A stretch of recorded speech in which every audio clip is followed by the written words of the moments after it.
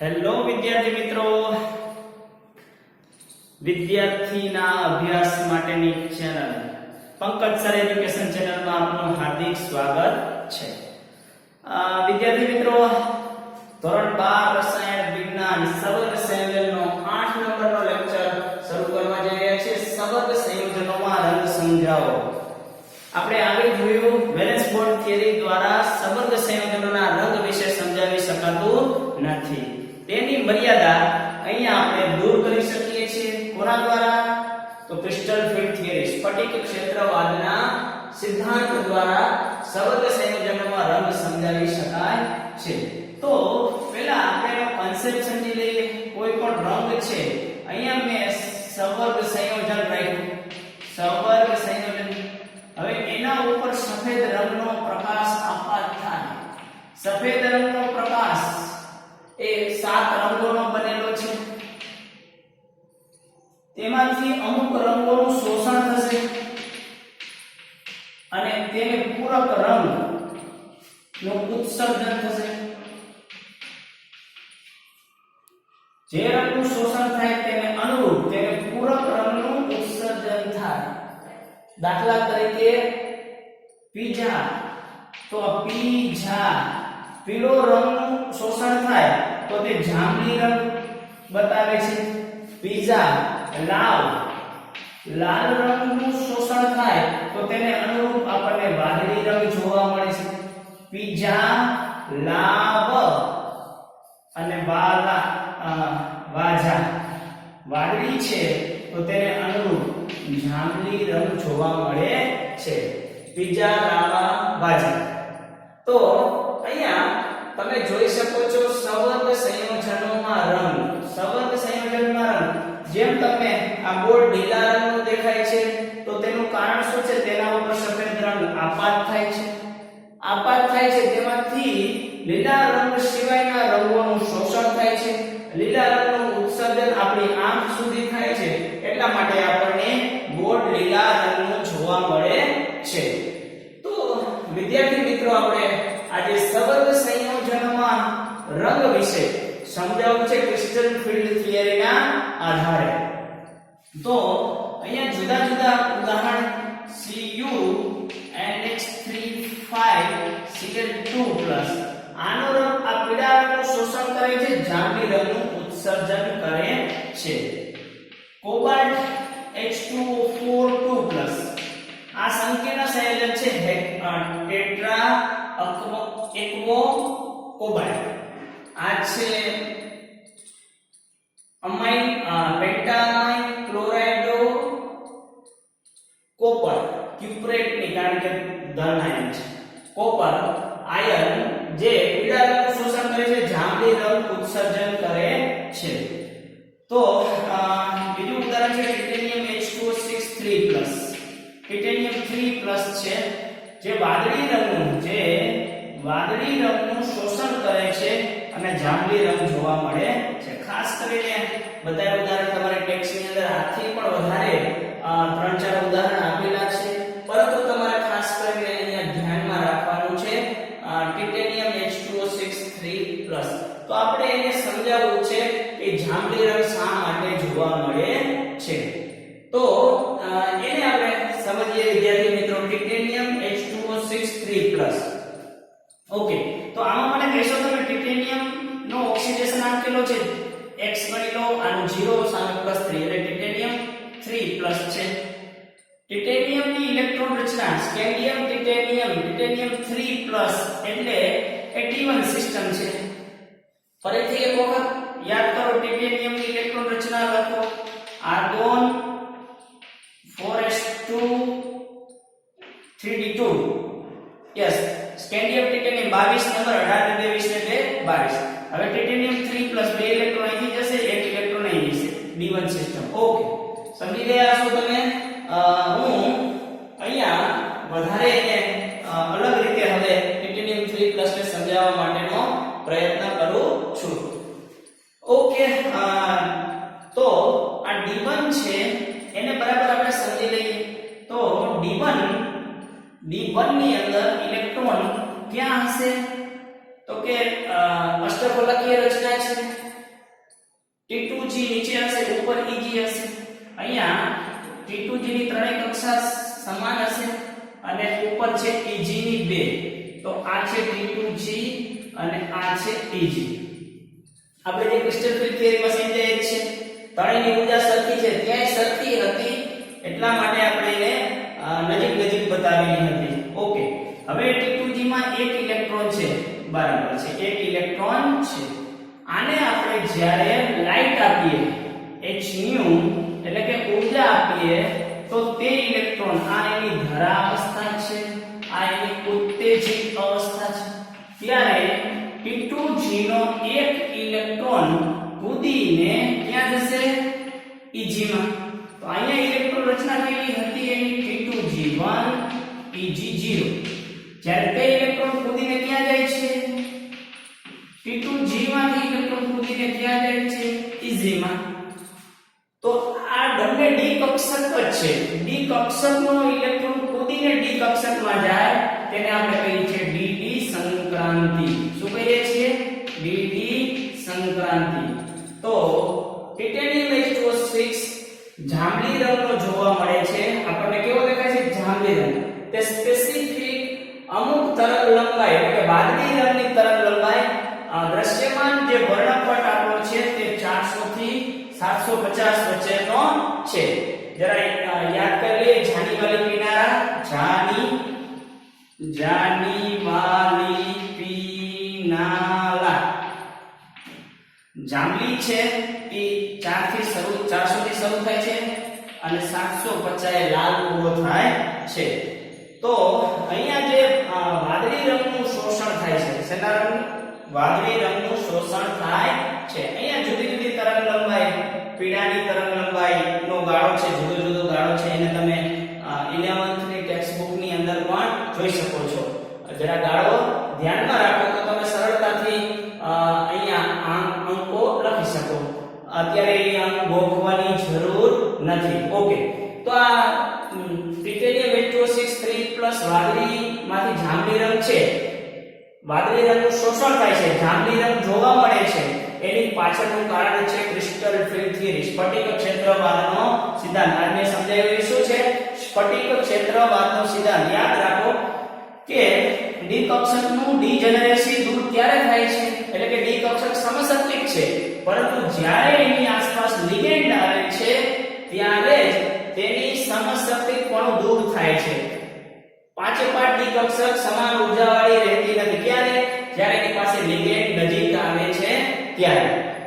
તો આ titanium H2O6 ને હું ગરમ કરું, આ ટિટેનિયમ H2O6 3+ ને ગરમ કરી અને એનું પાણી ઉડાડી દઈએ, પાણી બધું ઉડી જાય, પછી તમે એનો રંગ જોવો તો તે તમને રંગવિહીન જોવા મળે છે. આના ઉપરથી શું સાબિત થાય? તો કે કોના કારણે રંગ બતાવે છે? લિગેન્ડની હાજરીના કારણે ડી કક્ષકમાં સ્ફટિક ક્ષેત્ર વિપાટન થાય છે અને ડી નો જ ઇલેક્ટ્રોન કૂદીને ડી માં જાય છે. આ ઘટનાને ડીડી સંક્રાંતિ કહે છે, જેના કારણે રંગ જોવા મળે છે. એટલે કહી શકીએ કે લિગેન્ડની ગેરહાજરીમાં ડી કક્ષકોનું સ્ફટિક ક્ષેત્ર વિપાટન થતું નથી અને રંગ પણ બતાવતું નથી. તમે અહીંયા જોઈ શકો છો CuSO4 છે, તે સફેદ રંગનો છે. કેવા રંગનો છે? સફેદ રંગનો. CuSO4 * 6H2O યા 7H2O કોઈ પણ સંયોજન એનો ક્ષારીય સંયોજન લઈ શકાય. સજળ અને સ્ફટિક જળ કહેવાય. સજળ કોપર સલ્ફેટનો સજળ. આ જે છે એ વાદળી રંગનો છે. તો આના ઉપર આ ઉદાહરણ ઉપરથી પણ તમે કહી શકો કે આ H2O છે એ શું છે? અલ્ટિમેટ લિગેન્ડ છે. લિગેન્ડની હાજરીના કારણે સ્ફટિક ક્ષેત્ર વિપાટન થાય છે. નેક્સ્ટ આપણે ઉદાહરણ દ્વારા સમજવાનો પ્રયાસ કરીએ કે લિગેન્ડની પ્રબળતા, આ જે લિગેન્ડ છે એની પ્રબળતા ઉપર પણ આધાર રાખે છે. તમે જ્યારે CuCl2 ની કોપર ક્લોરાઇડની પાણી સાથે પ્રક્રિયા કરો, કોની સાથે પ્રક્રિયા કરો? પાણી સાથે પ્રક્રિયા કરો અને એની અંદરથી સંકીર્ણ બનાવો તમે. યસ, તો એમાં તમને સંકીર્ણ H2O સાથે પ્રક્રિયા કરો. કોપરના ઉદાહરણ જોઈએ અહીંયા ટેક્સ્ટમાં તમને નિકલનું ઉદાહરણ NiCl2 ની H2O સાથે પ્રક્રિયા કરો NiH2O6 બને છે. NiH2O6 2+ 6 મોલ પાણીના લ્યો અને બાકીના Cl2 વાયુ છૂટો પાડી દો. તો અહીંયા NiH2O6 2+ બને છે. NiH2O6 2+ બને છે. એ NiH2O6 2+ જલીય દ્રાવણ છે, aqueous છે. હવે એની અંદર તમે જુદા જુદા લિગેન્ડ નું પ્રમાણ ઉમેરતા જાઓ. આ NiH2O6 2+ એની સાથે ઇથેન 1,2 ડાયમાઇન ની પ્રક્રિયા કરો. ઇથેન 1,2 ડાયમાઇન ની પ્રક્રિયા કરો તો એની અંદરથી બની જશે NiH2O4 ઇથેન En 2+ અને 2 મોલ પાણીના છૂટા પડશે. બરાબર સમજો? કારણ કે ઇથેન 1,2 ડાયમાઇન દ્વિદંતીય લિગેન્ડ છે, બે એકદંતીય લિગેન્ડ નીકળે અને એક દ્વિદંતીય લિગેન્ડ જોડાય છે. હવે આ NiH2O6 છે એનો વાદળી રંગ છે. કેવો છે? જો રંગ ઉપર શું અસર થાય છે તે આપણે અહીંયા જોવા જઈ રહ્યા છીએ. આનો રંગ વાદળી છે. કેવો રંગ છે? વાદળી રંગ છે. તો સોરી, નિકલનો રંગ લીલો છે. કેવો રંગ છે? આ રંગનું જરા યાદ મિત્રો રાખવું પડશે. લીલો રંગ છે. લીલા રંગમાંથી આ વાદળી રંગ બને છે. તમે મને કહેશો અહીંયા નિકલ H2O6 અને ઇથેન 1,2 ડાયમાઇન ની કેટલા પ્રમાણમાં પ્રક્રિયા કરેલી છે? 1 મોલ NiH2O6 છે, એની ઇથેન 1,2 ડાયમાઇન કેટલો છે? 1 મોલ છે. એટલે એમ કહી શકાય કે બંનેની 1:1 મોલના પ્રમાણમાં પ્રક્રિયા કરી છે. હવે આજે બન્યો મતલબ 1 મોલ તો ઉપયોગ કરી લીધો.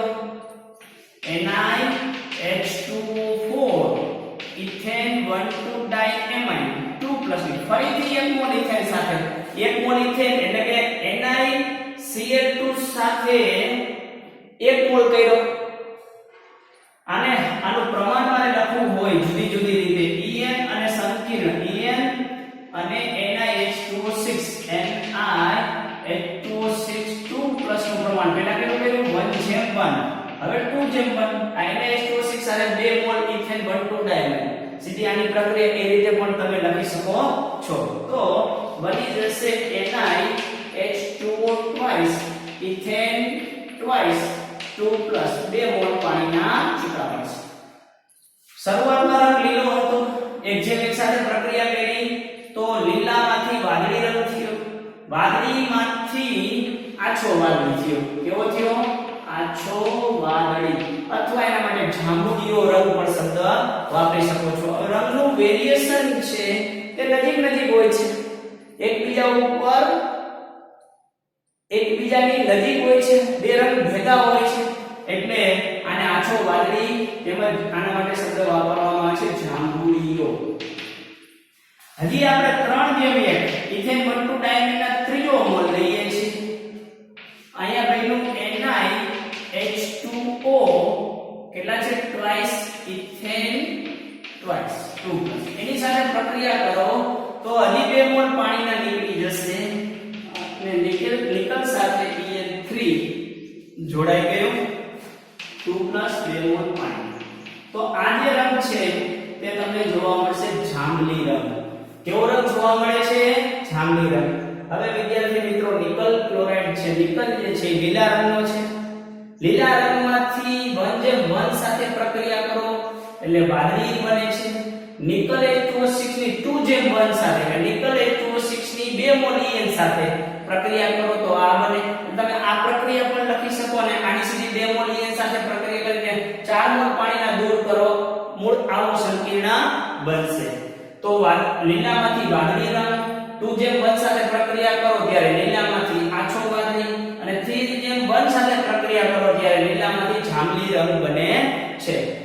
તો આના ઉપરથી તમે કહી શકો કે લિગેન્ડની પ્રબળતા ઉપર રંગ આધાર રાખે છે.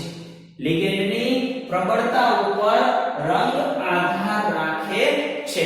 અહીંયા ફરીથી એક વખત બે ઉદાહરણ દ્વારા સમજાવવાનું છે અને નાના નાના પ્રશ્નના સ્વરૂપમાં પણ તમને પૂછી શકે. એક પ્રશ્ન પૂછે ટિટેનિયમ H2O6 3+ માં ડીડી સંક્રાંતિ સમજાવો. ટિટેનિયમ H2O3+ માં રંગ આ ઉદાહરણ સવર્ગ સંયોજનમાં રંગ સમજાવો તો તમે આટલું ક્રિસ્ટલ ફિટ થિયરીના આધારે સમજાવી શકો છો. પછી તમને એમ કહે કે સવર્ગ સંયોજનોમાં લિગેન્ડની હાજરીના કારણે જ રંગ જોવા મળે છે. તો એનું ઉદાહરણ તમારે અહીંયા આપવાનું ગરમ કરો તો તે રંગવિહીન થઈ જાય છે કારણ કે લિગેન્ડ H2O પાણીમાં ઉડી જાય છે. આ બીજું એનું ઉદાહરણ છે કે લિગેન્ડની હાજરીના કારણે સવર્ગ સંયોજનમાં રંગ જોવા મળે છે. તો અહીંયાથી એવો નાનો પ્રશ્ન પણ પૂછી શકે. અહીંથી ત્રીજો પ્રશ્ન પૂછી શકે કે સવર્ગ સંયોજનોમાં રંગ એ લિગેન્ડની પ્રબળતા ઉપર આધાર રાખે છે, લિગેન્ડની સંખ્યા પર પણ આધાર રાખે છે. તો તમે અહીંયા NiCl2 ની H2O સાથે પ્રક્રિયા કરો એટલે NiH2O6 2+ બને હેક્સા એકો નિકલ.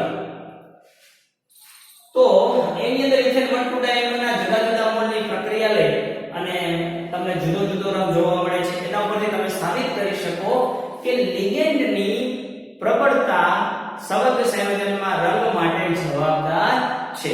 તો વિદ્યાર્થી મિત્રો ખાસ કરીને આખો પ્રશ્ન પૂછે સવર્ગ સંયોજનોમાં રંગ સમજાવો. સવર્ગ સંયોજનમાં રંગ સમજાવો તો તમારે આટલું સમજાવવાનું થાય કે જેની અંદર ત્રણ મુખ્ય મુદ્દાઓ લીધેલા છે.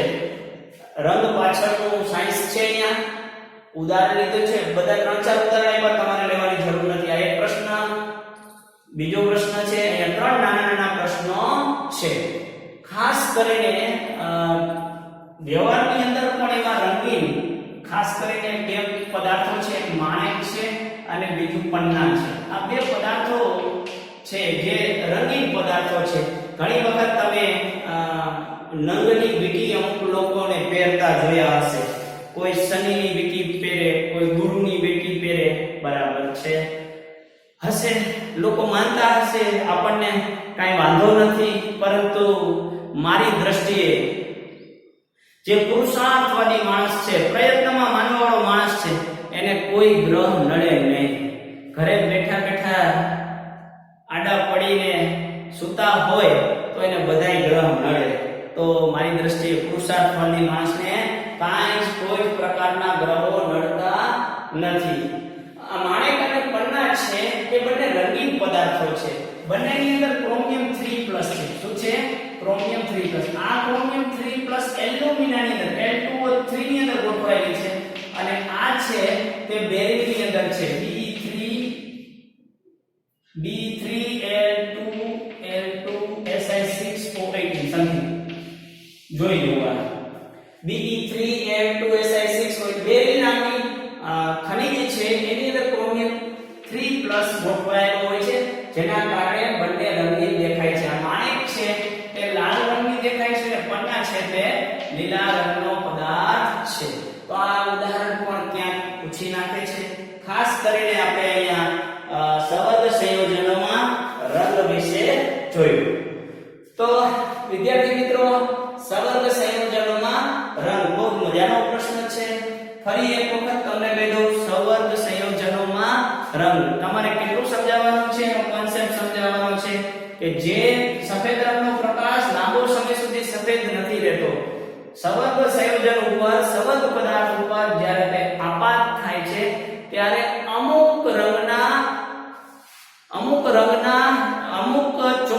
તરંગલંબાઈ ધરાવતા રંગનું શોષણ કરે છે અને એને પૂરક રંગનું ઉત્સર્જન કરે છે. જે ઉત્સર્જન કરે છે તે રંગ આપણને આપણી આંખની સામે જોવા મળે છે. અહીંયા ત્રણ ઉદાહરણ છે: CuNH3 5Cl2+, CuH2O4 2+, titanium H2O6 3+. અહીંયા મેં તમને યાદ રાખવા માટે બીજા લાવા વાઝા. તો આના માટે તમે ટ્રીક પણ યાદ રાખી શકો છો અને ન યાદ રાખવાની જરૂર નથી. એક રંગ યાદ રાખો, વાદળીમાંથી જાંબલી રંગ જોવા મળે છે. ઓકે, ટિટેનિયમ H2 આ રંગમાં ઘણી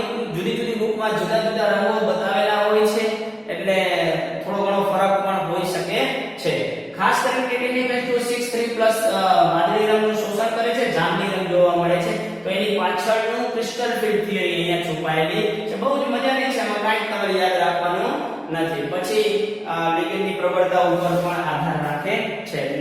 તો આ એક નાનકડો પ્રશ્ન છે કે સવર્ગ સંયોજનોમાં સવર્ગ જે આપણી ક્રિસ્ટલ ફિલ્ડ થિયરી છે એની મર્યાદા શું છે?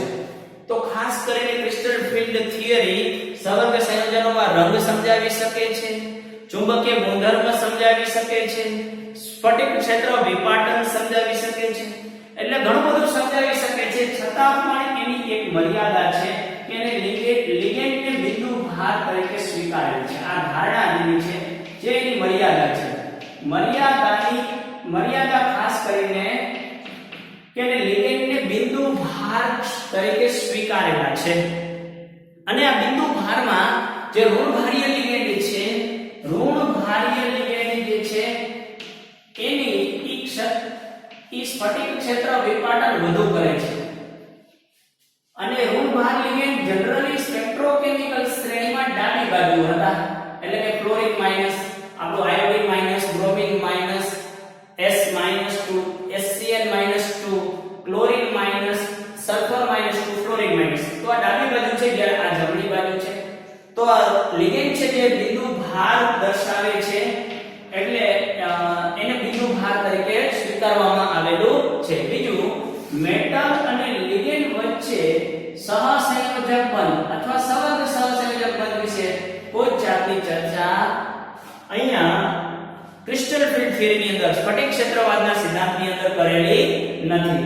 તો વિદ્યાર્થી મિત્રો, આ બે મર્યાદા છે જેના કારણે આગળનો સવર્ગ સંયોજનના વધુ અભ્યાસ માટે લિગેન્ડ ફિલ્ડ થિયરી અને મોલેક્યુલર ઓર્બિટલ થિયરી ડેવલપ થઈ. પરંતુ અહીંયા લિગેન્ડ ફિલ્ડ થિયરી અને મોલેક્યુલર ઓર્બિટલ થિયરી 12 સાયન્સના લેવલના આપણા પુસ્તકના ગજા બહારનું છે.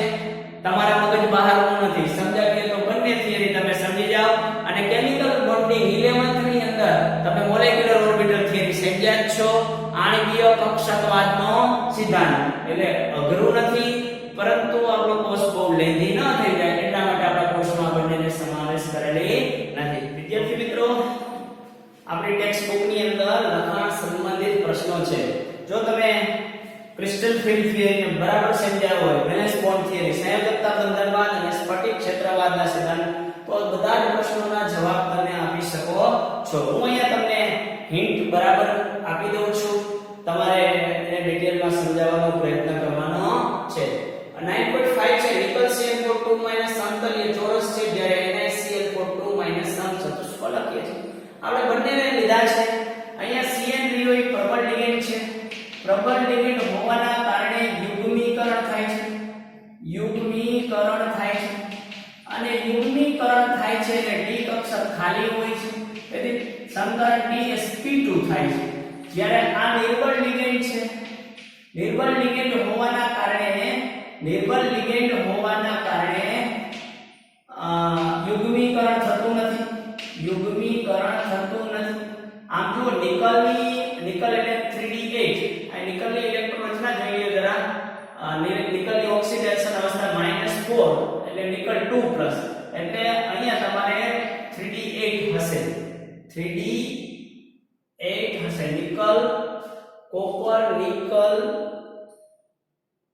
Zinc, scandium, titanium, beryllium, chromium, manganese, iron, cobalt, nickel એટલે 3d8. શું હશે? 3d8.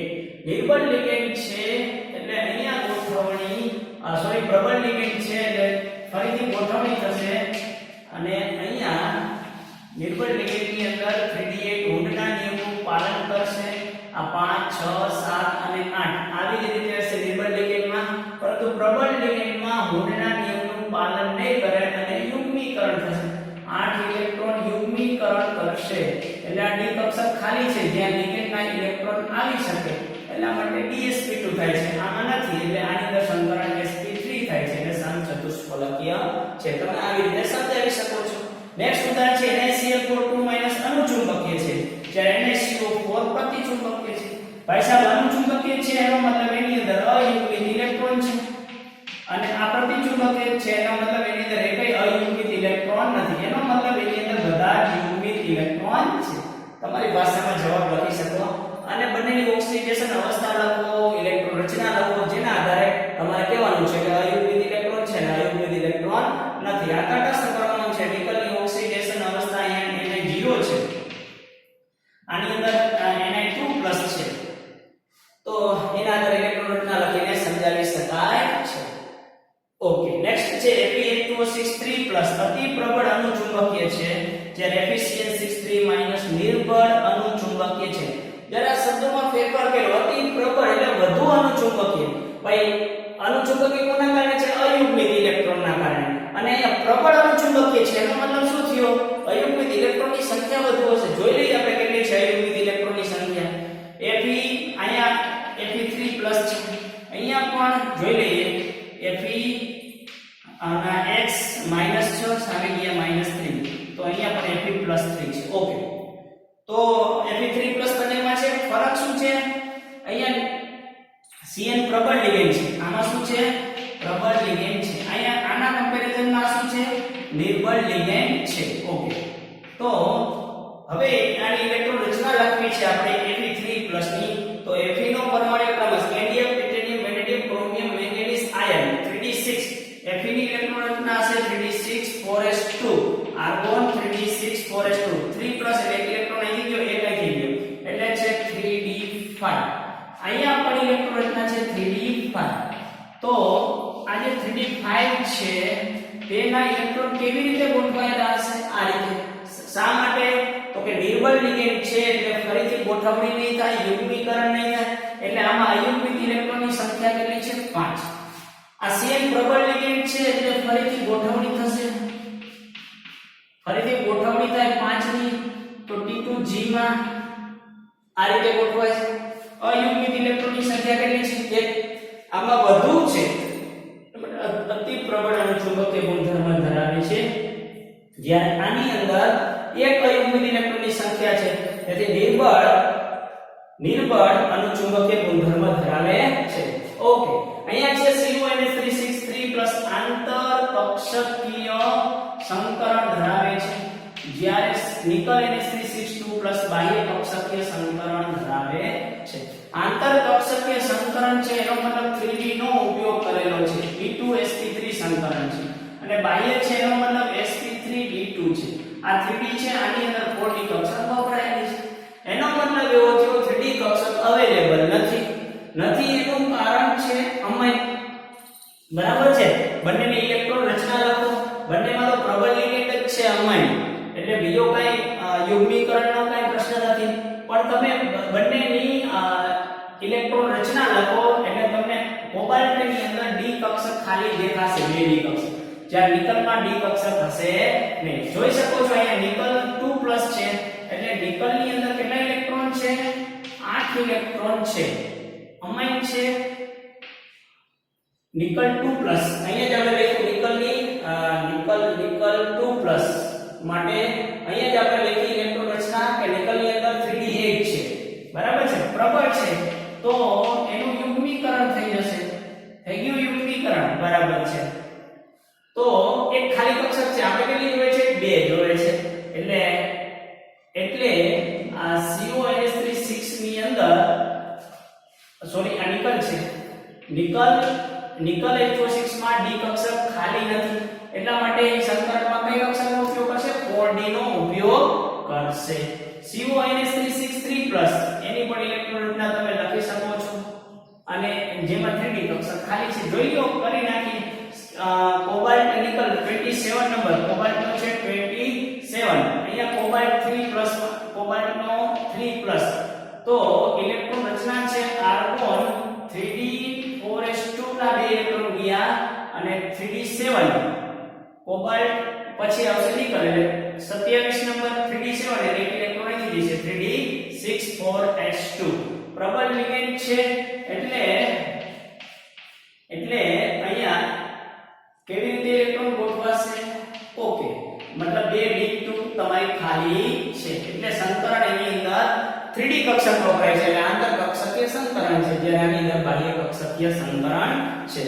PtCN6 2 સમતલીય ચોરસ છે, એમાં અયુગ્મિત ઇલેક્ટ્રોનની સંખ્યા કેટલી હશે? તો વિદ્યાર્થી મિત્રો તમને એક તો પ્લેટિનમ એ કયા આવર્તમાં આવેલો છે ખબર હોવી જોઈએ. આપણે જનરલી ઉદાહરણ પ્રથમ સંક્રાંતિ શ્રેણીના લઈએ છીએ, એટલે કે ચોથા આવર્તના લઈએ છીએ. 3D એ ચોથા આવર્તનું છે, પછી પાંચમો આવર્ત 4D વાળો અને છઠ્ઠો આવર્ત 6D વાળો. તો અહીંયા આ છે 6D. પ્લેટિનમ એ નિકલની નીચે જ આવે છે, એટલે 6D8 એની ઇલેક્ટ્રોન રચના છે. આખી ઇલેક્ટ્રોન રચના ન લખો તો કાઈ વાંધો નહીં, પણ અહીંયા 6D8 છે. 6D8 પ્રબળ લિગેન્ડ છે, પ્રબળ લિગેન્ડ છે. એક ડી કક્ષક અહીંયા જે થયું એ જ બતાવવાનું છે, નિકલ જેવું જ. એટલે અહીંયા 6D8 ની પ્રબળ લિગેન્ડ હોવાના કારણે યુગ્મીકરણ થશે અને એક ડી કક્ષક ખાલી હશે, એટલે એની અંદર સમીકરણ DsP2 છે. સમતલીય ચોરસમાં અયુગ્મિત ઇલેક્ટ્રોનની સંખ્યા PtCN6 4 માં અયુગ્મિત ઇલેક્ટ્રોનની સંખ્યા. તો આપણે સમતલીય ચોરસ બરાબર DsP2 છે, એમાં અયુગ્મિત ઇલેક્ટ્રોનની સંખ્યા એ કઈ અયુગ્મિત ઇલેક્ટ્રોન નથી, અયુગ્મિત ઇલેક્ટ્રોનની સંખ્યા 0. હવે ફરીથી એક વખત હું ચેક કરી લઉં પ્લેટિનમ 6D8 છે કે નહીં. ખાસ કરીને આ તમને જો આની અંદર એક્ઝેક્ટ 6D8 એની ઇલેક્ટ્રોન રચના છે કે નહીં ચેક કરી લેજો. આધુનિક આવર્ત કોષ્ટક પાછું યાદ નથી કરાવવું તો અહીંયા તમારો જવાબ ફેરફાર હોઈ શકે છે. ઓકે, નેક્સ્ટ છે 9.10 MnS2O6 2 માં 5 અયુગ્મિત ઇલેક્ટ્રોન છે, જ્યારે MnCN6 2 માં 1 અયુગ્મિત ઇલેક્ટ્રોન છે. તો તમે એની બંને આની અંદર પ્રબળ લિગેન્ડ છે, આમાં નિર્બળ લિગેન્ડ છે. આની અંદર યુગ્મીકરણ થશે, આમાં યુગ્મીકરણ થશે નહીં, અને જોઈ લેવાનું. જેના આધારે પણ તમે કહી શકો કે આ 5 અયુગ્મિત ઇલેક્ટ્રોન ધરાવે છે, આ 1 અયુગ્મિત ઇલેક્ટ્રોન ધરાવે છે. તો વિદ્યાર્થી મિત્રો, બહુ જ મજાના સરળ ક્વેશ્ચન છે, બેઝિક ક્વેશ્ચન છે, અને ખાસ કરીને તમે આ કોવિડ-19 ની વિકટ પરિસ્થિતિની અંદર મોબાઈલને સામે રાખી અને અભ્યાસ કરી રહ્યા છો. લોકો ને એમ લાગે છે કે મોબાઈલમાં અભ્યાસ થતા હશે. અરે હોશિયાર વિદ્યાર્થી એને કહેવાય કે જે બરાબર મોબાઈલની અંદર પણ અભ્યાસ કરી શકે. અરે ટેકનોલોજીનો ડેવલપમેન્ટ કરી નાખ્યું વૈજ્ઞાનિકોએ, પરંતુ એ ટેકનોલોજીનો તમે ખરેખર સદુપયોગ કરો છો, સારો ઉપયોગ કરો છો, અને જિંદગીમાં કંઈક મેળવવું હોય, કંઈક પ્રાપ્ત કરવું હોય તો કંઈક પ્રયત્ન કરવો જોઈએ. લોકો ચોરે ને ચોટે બેસીને PUBG ગેમ રમતા હોય અને તમે કેમેસ્ટ્રી, ફિઝિક્સ ભણતા હોય, ખૂબ સારી વાત છે, પણ તમારું ફ્યુચર, તમારું ભવિષ્ય ઉજળું બનશે એની ગેરંટી હું આપું છું. તો વિદ્યાર્થી મિત્રો, અહીંયા જ વિરામ આપું છું. આપનો ખૂબ ખૂબ આભાર. Thank you very much.